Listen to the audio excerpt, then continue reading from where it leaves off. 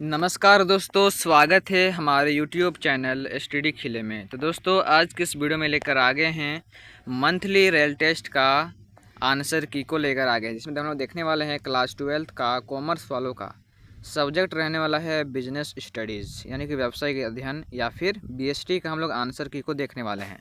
ठीक है, जिसमें आप लोग को समय दिया गया था 1 घंटा और आप लोग का कितना मार्क्स था, कितना पूर्णांक का एग्ज़ाम था, तो 20 मार्क्स का एग्ज़ाम था। ठीक है, तो आप लोग फटाफट आप लोग आंसर को मिला लीजिए और आप लोग कमेंट कीजिए कि आप लोग कितना मार्क्स आया। ठीक है, और दोस्तों और वीडियो को अभी तक लाइक नहीं किया हो तो वीडियो को भी लाइक ज़रूर से ज़रूर कर लेना। तो चलिए हम लोग फटाफट आंसर को देख लेते हैं। तो ऑब्जेक्टिव क्वेश्चन में पहला प्रश्न पूछा गया था दोस्तों आप लोग का, नवीन आर्थिक नीति घोषित कब हुई थी, यानी कि new economic policy was declared in July 1990 में, जुलाई 1991 में, जुलाई 1992 में या फिर जुलाई 2001 में। तो दोस्तों, जो नवीन आर्थिक नीति है वो जुलाई 1991, यानी कि ऑप्शन नंबर 20 का करेक्ट आंसर हो जाता। नेक्स्ट क्वेश्चन दोस्तों, अगला प्रश्न पूछा गया था आप लोगों का, क्वेश्चन नंबर 2, नई आर्थिक नीति के प्रमुख अंग हैं, ए उदारीकरण, बी वैश्वीकरण, सी निजीकरण, डी ये सभी। तो इनमें से सभी हो जाएगा। ठीक है, ये सभी हो जाएगा, यानी कि उदारीकरण भी था, वैश्वीकरण और निजीकरण दोनों तीनों थे। ठीक है, अब बढ़ते हैं अगले प्रश्न की ओर। क्वेश्चन नंबर 3, व्यवसाय के आर्थिक वातावरण को प्रभावित करते हैं आर्थिक नीति, आर्थिक प्रणाली, आर्थिक विकास या ये सभी। तो डी इसका करेक्ट आंसर हो जाएगा। ठीक है, डी। बढ़ते नेक्स्ट क्वेश्चन की ओर। अगला प्रश्न पूछा गया है, सामाजिक वातावरण का निम्नलिखित में से कौन सा उदाहरण है, अर्थव्यवस्था में मुद्रा की आपूर्ति, उपभोक्ता संरक्षण अधिनियम, देश का संविधान या परिवार की संरचना। तो डी इसका करेक्ट आंसर हो जाएगा, यानी कि परिवार की संरचना।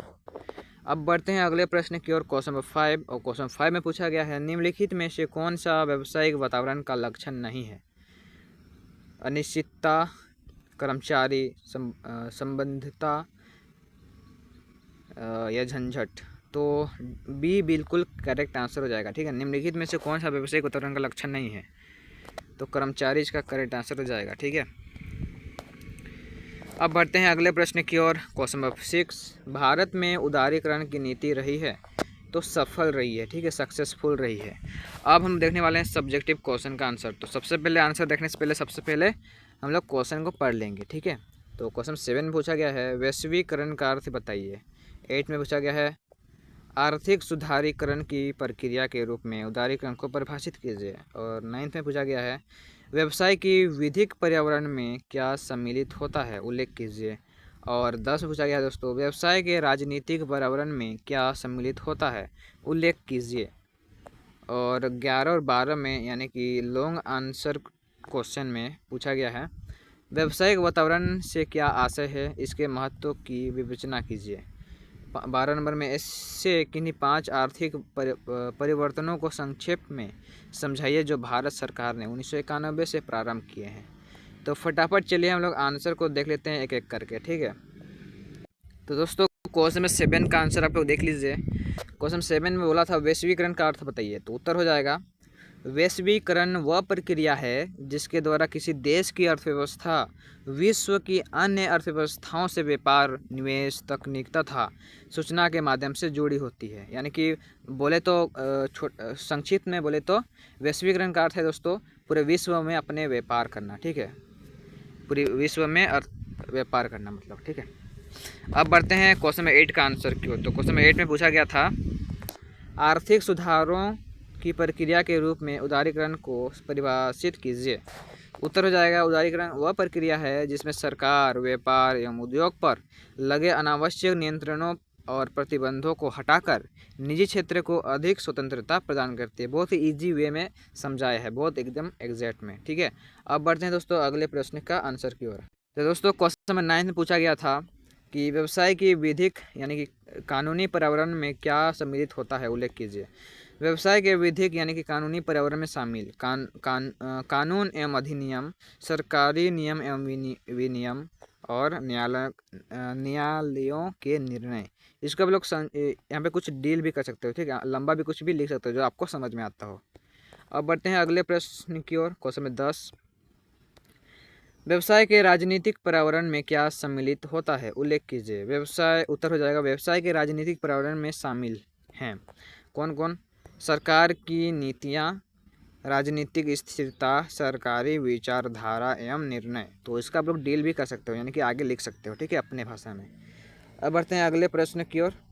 दोस्तों क्वेश्चन 11 में पूछा गया था आप लोग का, व्यावसायिक वातावरण से क्या आशय है, इसके महत्व को यानी कि इसके महत्व की विवेचना कीजिए।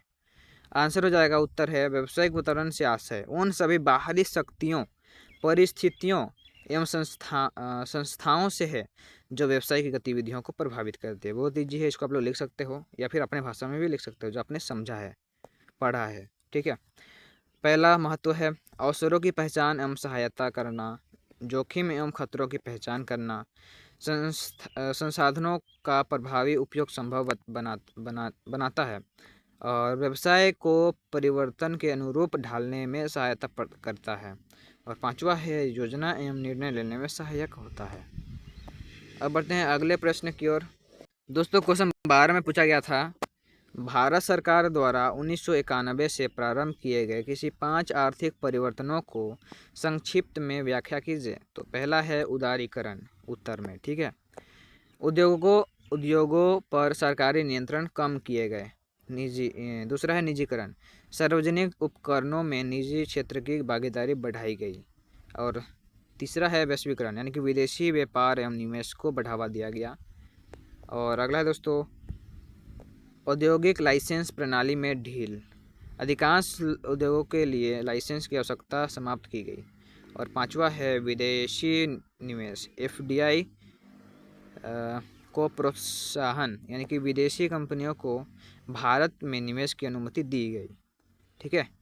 तो दोस्तों हम लोगों ने क्लास 12 बिजनेस स्टडीज़ कॉमर्स वालों का मंथली रियल टेस्ट का 4 अगस्त 2026 का आंसर की को देख लिया है। तो वीडियो पसंद लगी तो वीडियो को एक बार लाइक कर लेना, साथ में चैनल पर नए हो तो चैनल को भी सब्सक्राइब जरूर से जरूर कर लेना। तो मिलते हैं नेक्स्ट वीडियो में, तब तक के लिए बाय बाय।